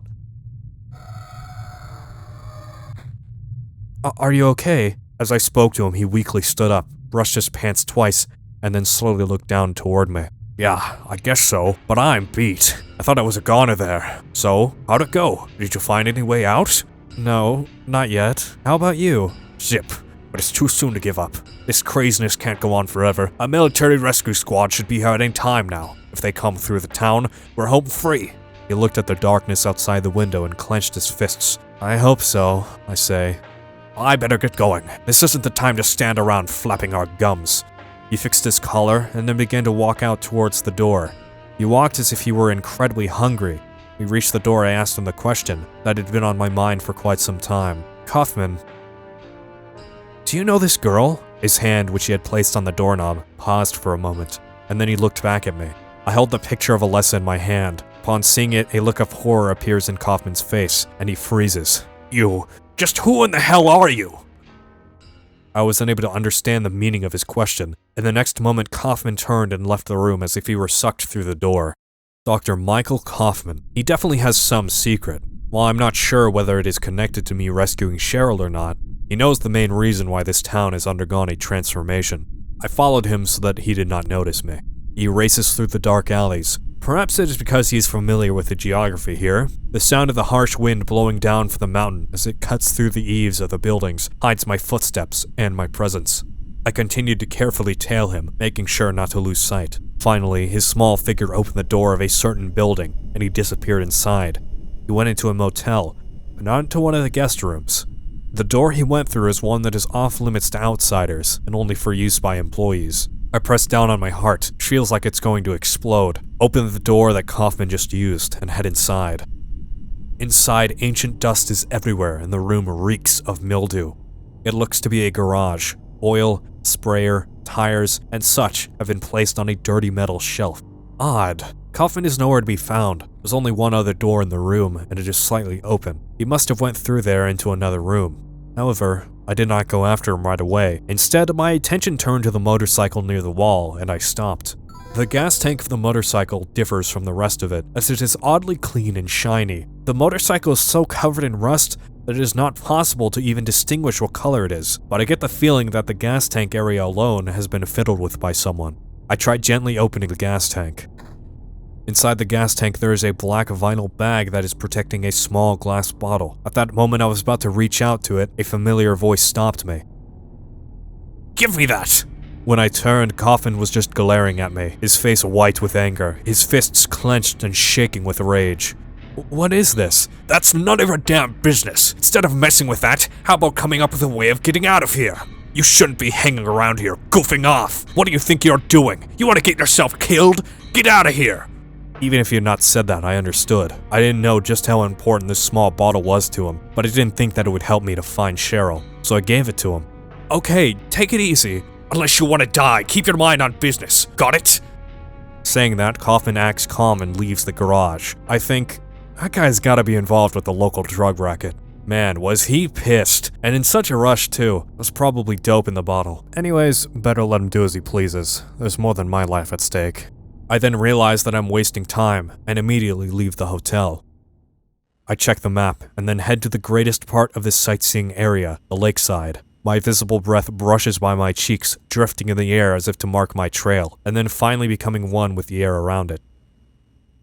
Then the area gradually began turning into that nightmarish world. I abruptly come to a stop. This time the change is not instant like before. This town, this world, seems to be like it is being dumped into a demon's body, and I am filled with a feeling that there's no going back. Something has changed, in a way that cannot be undone. There's a road before me, so I run along on it. That is all I can do. Is there any hope? Is Cheryl alive? In this situation in which I cannot be sure of anything, I frequently have to fight off the urge to get sick. However, I believe that I will find something if I continue forward on this road. I run across a pier, and without thinking about it, I wrench the door of a small boat stopped midway along the pier open, and then rush inside it. There was already a passenger inside this boat. Sybil! Harry! Our voices revealed that we were both relieved. How did you get back here? I followed the sewer. Were you the one who cut the fence? Yeah, I'm glad you made it. I was worried about you. You were worried? Where did you disappear to? Never mind. I want to know what's going on here. What is it with this town? I condensed all the things that happened to me into one somewhat unclear conclusion. I look up at Sybil and began to speak. This may sound really off the wall, but you gotta listen to me. You've got to believe me. I haven't gone crazy and I'm not fooling around. At first I thought I was losing my mind, but now I know I'm not. It's not me. This whole town, it's being invaded by the other world. By a world of someone's nightmarish delusions come to life. Little by little, the invasion is spreading, trying to swallow up everything in darkness, and I'm finally beginning to understand what that lady was talking about. Harry, hold on a minute. I don't get it. Look, I don't understand it all myself. I guess I can't explain it. I honestly revealed how I felt. Well, what's making this happen? I don't know that either, but I do know Cheryl is there. There? Under whoever created this darkness, Cheryl is somewhere and she needs my help. Once I finished explaining everything to Sybil, she faintly smiled and looked up at me as if she was worried. Harry, this whole thing's been a major blow to you. You need to rest. I was let down. This world, its state, and the reason it became like this. I understood, and I wanted Sybil to understand as well. Even though I am a writer, I'm cursed by a limited vocabulary. This is something that upsets me about myself.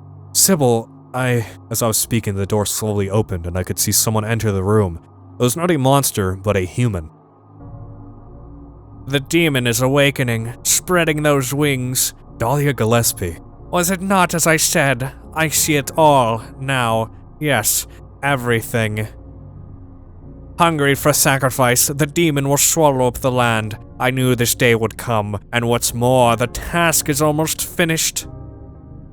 There's only 2 left to seal this town to the abyss, the mark of Samael. When it is completed, all is lost. Even in daytime, darkness will cover the sun. The dead will walk and martyrs will burn in the fires of hell. Everyone will die. So what am I supposed to do? I've got to save Cheryl. It is simple. Stop the demon that's taking that child's form. Stop it before your daughter becomes a sacrifice, before it is too late. Stop it. What do I do? Go to the lighthouse on the lake, and to the center of the amusement park. Make haste. You are the only hope. Look, Harry, I really don't get what's going on, but if there's a chance we can save your daughter, I'm in. I'll check out the amusement park. You go to the lighthouse. Sybil, thanks. Gripping her handgun, Sybil left the boat and disappeared into the darkness. You'll need to use it. Use what? The Flaros. Only with that can you stop it.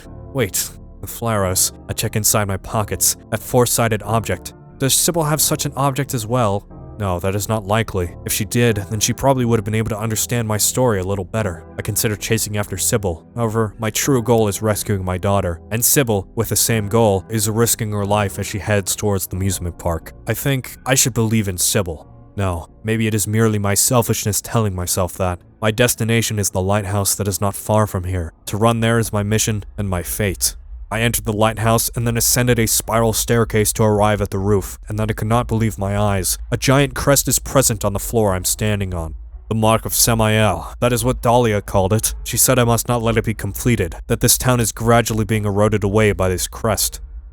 Alessa was standing there. She looked as if she had just now completed making the mark here, and she just looked at me without any change in her expression. For the first time, we just faced each other, each of us understanding each other to a certain degree. Just as I thought that, her eyes showed a little sadness. She turned around and suddenly disappeared, as if she had jumped from this tall lighthouse. Alessa, wait! Please talk to me! I rushed to the area where Alessa was standing, however, there was no trace of her at all. The cold wind blew and ruffled my bangs. I just stood there, motionless. I can see something through the overlapping layers of the fog. I can see something that looks like a pale light. Alessa, I said without thinking about it. I was walking on air. With each step I took towards the distortion. Finally, my body is completely enveloped in that hole. Inside, Alessa was sitting on the ground, sobbing. Alessa covered her face with her hands, and her shoulders trembled as she cried. I nestled up to her and knelt down. Suddenly, the area became a sea of fire. Among the heaps of debris, Alessa is screaming. This is what is in Alessa's mind. Alessa's suffering mind. The detestable event of 7 years ago, the flames that burned an entire section of the town, it was being replayed before my very eyes. Alessa! I shook her shoulders in an attempt to wake her from this nightmare. Alessa raised her head, and when I looked at her, my heart nearly stopped. Cheryl, it is unmistakable. This girl is Cheryl, whom I have been searching for. Cold rain moistens my cheeks when I come to. I realize that I am standing frozen on top of the lighthouse, staring off into the empty darkness. A dream? Was I hallucinating? Oh, and what about Cheryl? in order to return to the boat from just before I retraced my steps to the lighthouse. The small boat stopped midway along the pier. Perhaps Sybil has returned, and with that expectation in mind, I opened the door leading to inside the boat, but Sybil is not here. Maybe she is still on her way to the amusement park, or maybe she has already arrived there, or maybe something has happened to her. Within a current of guessing that raced by like a revolving lantern, I ran towards the amusement park. I arrive at the amusement park by going through the sewers. In the park, which has changed to the form of the other world, several of the attractions run constantly as if they were broken toys. I pass by the Ferris wheel and arrive at the merry-go-round. However, only this attraction is not running. While it is only natural for a ride to not be in operation, it seems unnatural for this merry-go-round to not be running. I walk around it. While slipping between the horses, I look for Sybil. Quite a bit of time has passed since she came here. I suppose maybe she didn't find Cheryl and headed back to that ship, but the only way to get here is through those sewers. If she had gone back, then we should have ran across each other at some point. Huh, what is this? I slowly kneeled down and tried touching it. The dark green liquid is still warm. Something moved through here, and if this trail is traced, it will lead back to the source of the liquid. And then, in the darkness, I see Sybil from behind. Sybil! I try calling out to her. Only the low sound of the motor of the Ferris wheel echoes from afar. She should be able to hear me. I take another look at her.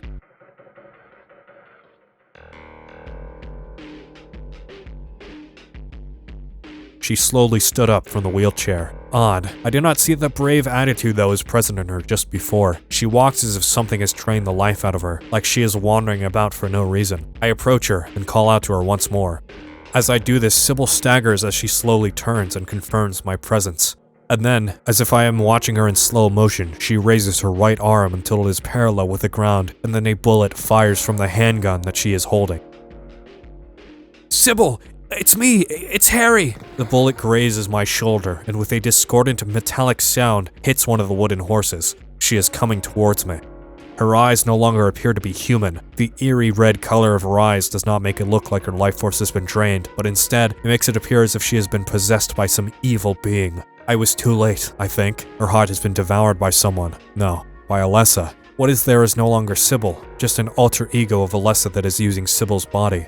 At that time I remembered. I searched my pockets. I got it. The pet bottle. The vermilion liquid is inside it. I scooped it up in the hospital. The red of Sybil's eyes looked a lot like the red of that liquid. I held up the pet bottle so that Sybil can see it, and shake it left and right. And then just for a moment, her expression changed to one of imploring. She must be aware, but she seems to be caught on an edge in her body that will not do her bidding. It is like she is being attracted to me. With her gun ready, Sybil approaches. Upon closer inspection, I can see that her eyes are full of tears. I unscrew the cap of the pet bottle. No one is riding the wooden horses, so their speed increases. It feels like time is rapidly passing for everything but the two of us.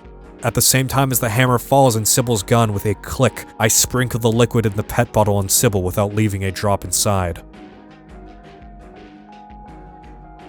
Sybil tries to speak as her face twists agonizingly. At the same time, white smoke rises from her entire body, and the gravity pulls her to the ground, face down. And then a creepy creature that is shaped like a human organ burrows out of Sybil's back and approaches my feet. I forcefully crush it under my foot with all my might. Sybil! Wake up! Snap out of it! Sybil doesn't respond. Sybil! After a bit, Sybil opened her eyes. Her eyes are a calm blue. Harry? What happened? Shh, don't talk. I'll take care of you. A look of relief appears on her face, and then she closes her eyes again. Once I am done binding her wound, I close my eyes as well and place my hand on Sybil's shoulder. Why did they take your daughter? Why her? I'm not sure myself, but Cheryl isn't my biological daughter. I actually haven't told her yet. She probably already knows anyway, though. We found her abandoned on the side of the highway. She was still a baby, and no one knew where she came from. We didn't have any kids of our own. My wife was sick, and it didn't look like she was getting any better, so we took Cheryl in. So in that case, there might be some connection between Cheryl and this town. So what do you do now? Cheryl is my daughter. I will save her, no matter what. I slowly opened my eyes. And then just as I had predicted, she appeared. Alessa, the girl that wrapped up this town and its residents in her other world. That girl carefully formed her body out of light and appeared right in front of me. I began to talk to that demon. I figured you'd show. Hold it right there. I don't know who you are, what you're trying to do, and I don't care. Just one thing. Let Cheryl go. That's all I ask. Before I finish speaking, Alessa raises her right hand toward the sky. And then she brings her arm down and my entire body is blown backwards. My body tumbles across the ground like a rag for about 30 meters, and then finally comes to a rest. Damn! Such incredible power, a servant of God, a demon's power. A normal person like me has no chance against her. Power is gushing out of her body, and it emits a pale light. I cannot even approach her. Huh? What's this? Suddenly a blinding light emits from my pocket. It is that four-sided object, the Pharos. Light shoots in a straight line from each of the points of its triangles, and it eventually rises up into the air. The great light and sound it was wrapped in meant that its power was greater than Alessa's. The power of the Pharos condensed, became a beam of light, and pierced Alessa's body. Just as I was before, Alessa was blown backwards by that power, which she could not overcome. Where's Cheryl? Give me back my daughter! I was on the verge of passing out, and all I thought of was Cheryl. All I can do is calmly look at the unbelievable sight before me, as it unfolds before my eyes. What just happened? Is Cheryl okay? However, she does not answer me. Instead, a hoarse voice passes into my thoughts, and it is accompanied by the sound of footsteps. We meet at last, Alessa. Unable to move from my prone position, I thought about whose voice that was, and then using all my strength I stand. After confirming that it was Dahlia in front of me, I spoke in a voice that was nearly a yell. Where's Cheryl? Where is she? Dahlia does not hear me yelling. She does not look back, and looks at Alessa with a creepy smile. Alessa, this is the end of our little game. Mama. Mother? I'm confused. Could she be? You've been a ghastly little pest, haven't you? Alessa, I was careless, thinking you couldn't escape from our spell. But Mommy didn't know how much you'd grown, that's why I couldn't catch you all by myself. But what a pity, yes? Now you're half indebted to this man for his help. Hey, what are you talking about? My voice just echoes emptily in the darkness. Alessa, my dear little girl, there is one thing left I need you to do for me. No, get away from me. Bad girl, everything is ready. Let's go home now. Wait, what about Cheryl? Just where is she? Give me back my daughter. Lisa? What happened? Where's Alessa and Dahlia? Harry, listen, something you said before has just been bothering me. I can't get out of my head. What is it, Lisa? So I went to look in the basement. Even though I was scared as hell, like you said, there were these creepy rooms. But nothing really unusual down there. But while I was down there, I got this weird feeling. Like I'd been there before. Like something happened there, but I can't quite remember somehow. What is it, Harry? Help me. I'm so scared. I can't take this. It's only a temporary thing. You're in shock from when you were knocked out. Don't fret about it. You'll remember after a while. No, you don't understand. Wait, where do you think you're going? Harry? Lisa, what's the matter with you? I get it now. Why I'm still alive even though everyone else is dead. I'm not the only one who's still walking around. I'm the same as them. I just hadn't noticed it before. Lisa? Stay by me, Harry. Please. I'm so scared. Help me. Save me from them. Please, Harry. Lisa, sorry. I can't stay with you. I'm sorry, but there are things I have to take care of. I don't think I can protect you. Lisa has tears in her eyes. I'm afraid, Harry. I can't do anything alone. I'm a helpless woman. Please. I thought for a bit and came to a conclusion. I can't do it. I love my daughter. Lisa appealed to me in a tearful voice. That girl that you don't even know is alive or not? You don't even know where she is now. You should be worried about the person that is alive right in front of you. I lightly exhaled. No matter what you say, I must go. Please understand what I'm going through. Saying that, I turned towards the door. Lisa reached out to my shoulder, but I did not look back. Lisa's condition becomes abnormal. She then extends her hand out towards me. Help me. She doesn't say it, but I know that is what she is saying from the movement of her lips. While she stares into the air, Lisa's body appears to drift and wiggle as she edges towards me, one step at a time. She falls to her knees. She falls on her hands. With me fixed in her sight, Lisa is falling headlong down the staircase to death. And then, Lisa stopped moving.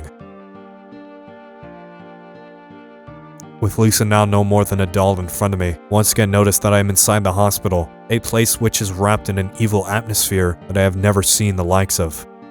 Ask the doctor to let me quit being in charge of that patient. It's too weird. The room is filled with insects. Even with doors and windows shut, they still get in to spite me. To the hospital. Still alive, but with wounds that won't heal and pus flow from the bathroom faucet.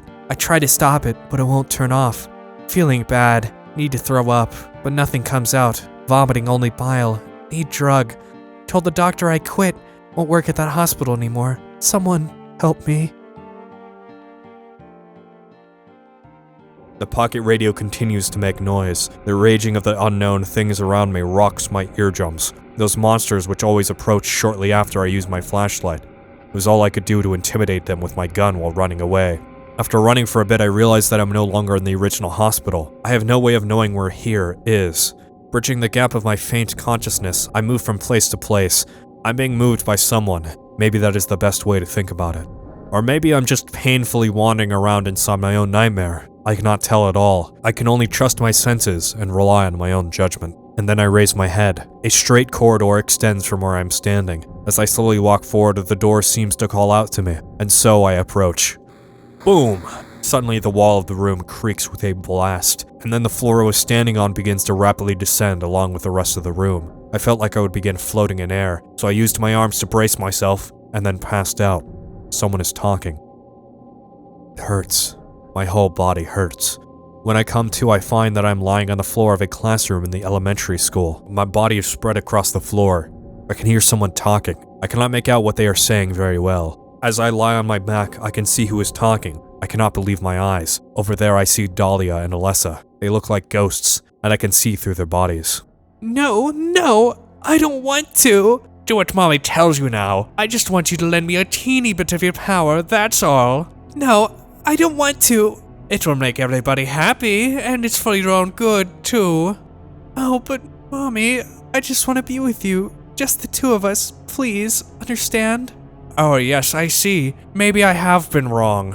Why didn't I see this before? There's no reason to wait. Herein lies the mother's womb, containing the power to create life. I could have done it all by myself. Finally, they suddenly disappear. The classroom regains the stillness as if nothing has happened.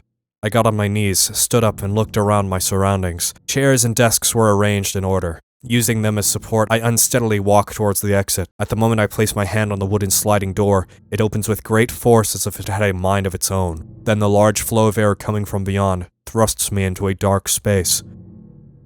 I was forced down. I found that I had been thrown in a room at the hospital again. My body had rubbed on the disgustingly dirty floor. I picked myself up and suppressed the urge to vomit while brushing off my shirt several times.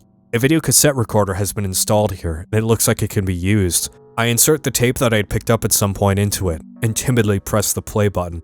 After a moment of static, a picture appears. On the screen, Lisa as well. She is sitting alone with her elbows on a desk and her head down. I turn up the volume on the monitor and listen carefully. What is it? Still has an unusually high fever, eyes don't open, getting a pulse, but just barely breathing. Her skin is all charred. Even when I change the bandages, the blood and pus just start oozing through. Why? What is keeping that child alive?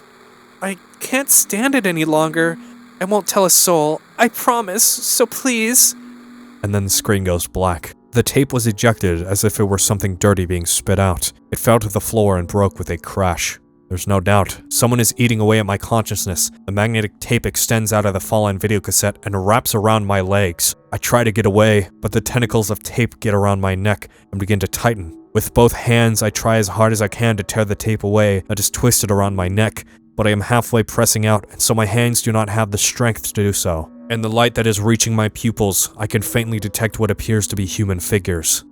They are standing around a bed with Dahlia on the left, Kaufmann on the right, and just a bit away from him, some people in white coats that look like doctors. Each of them has troubled looks on their faces, and they peer at the face of the person lying on the bed. Everything is going according to plan, sheltered in the womb. But it is not done yet. Half the soul is lost. That is why the seed lies dormant.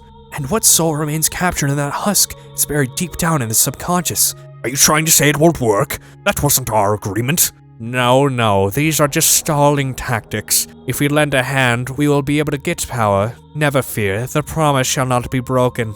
But the power we can draw now will be very weak, almost nothing unless we get the other half of the soul. We'll use a magical spell, feeling this child's pain. It's sure to come, and that'll take some time. And then the illusions fade away. I carefully observe the inside of the room. This room is... I've been here before, I think. The tape which should be tightly wrapped around my throat is gone, and I realize that my own hands are wrapped around my throat. Something is on top of the desk that has been placed in the center of the room. This isn't the first time I've been here. When I was here before, I was certain that unlike other rooms, I had sensed the warmth and presence of a person in this room. When I looked at the picture on the desk, my belief changed. Alessa. I tried calling out to her. She's the instigator that created this otherworld. However, it would be hard for anyone to forgive the experiment that was carried out on her body under the pretext of a magical spell. This is where she lived. Her hate spirals out in this cursed wing of the hospital. However, there is no way to prove the reality of it, as all I have is a vague sense of meaning. Reflecting in my blank eyes, the room I'm standing in begins to change shape. The bed and picture frame from before are gone, and the room transforms into a completely different one. This is a child's room. Stuffed animals and art supplies are scattered about all over. I noticed something. Alessa probably collected these. Butterfly specimens of many different colors are on display. Huh?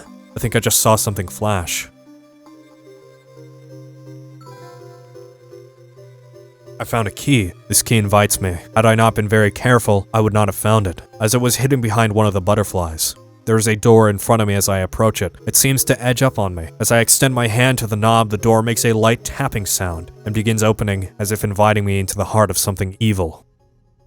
I finally arrived at the deepest level of the otherworld. Inside the door is a wide floor of metal grating. It is filled with an evil atmosphere. Additionally, it is accompanied by a strong power that I have not felt before. The ceiling is too high for me to see. This is a giant space, so large that I cannot tell if I am inside or out. I carefully walk into the large space, one step at a time. All the answers I seek are probably in this room. Sybil has arrived here before me, and has her gun readied. There are two people off in the direction that her gun is pointed at. Dahlia and Alessa. It is definitely those two. I was shocked to realize the talisman of Metatron was being used in spite of the lost soul returning at last. Just a little longer and all would have been for naught. It's all because of that man. We must be thankful of him. Even though Alessa has been stopped, his little girl has to go. What a pity. Freeze! Sybil yelled out loudly, and her trembling finger pulled the trigger. An explosion resounds and the bullet starts towards the two women. However, the bullet smashes into an invisible barrier just before it can hit Dahlia, and it shatters into pieces. Dahlia smiles as if she is saying, "Oh, but of course. What in the devil's name?" Dahlia's demeanor becomes serious, and at the same time, I think I see something flash in front of Sybil. In the next moment, Sybil's body flies in an arc throughout the air, and she lands near where I am standing. Dahlia still has not noticed me. I boldly walk towards her and scream. "Stop this, Dahlia!" Dahlia shows no compunction or surprise, and turns to face me with a calm expression on her face. "Well, well, well, to think you'd make it this far. Where's Cheryl? What have you done to her?" "What are you talking about? You've seen her many times before, restored to her former self." I'm in no mood for jokes right now. I didn't understand what she was saying. "Don't you see? She's right there." Right there? Only Alessa, draped in her blue clothing, is where Dahlia is pointing.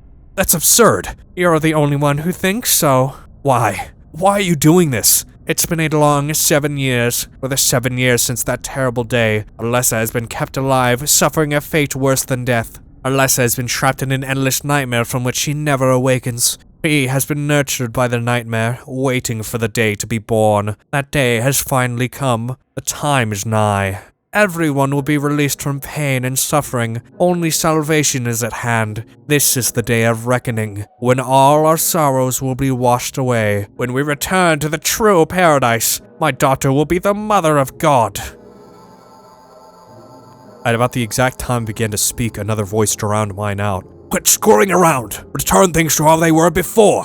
Dr. Michael Kaufmann stood there out of breath, as if he had just arrived in time. Did I ask for this?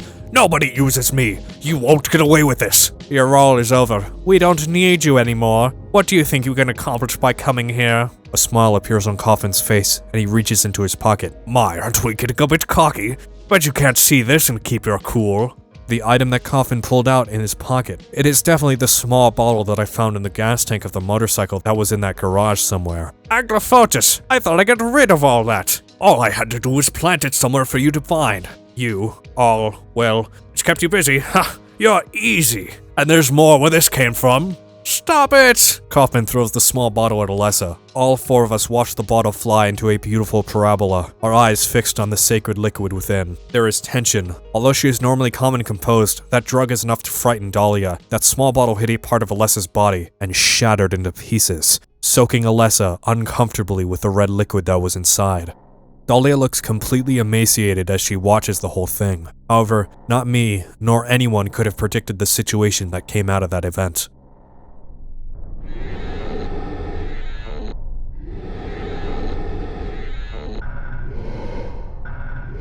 Alessa's back splits open and a giant creature the likes of which I have never seen before tears through the cloth of the one-piece dress Alessa is wearing. It looks like an insect breaking out of its cocoon as if it were being born.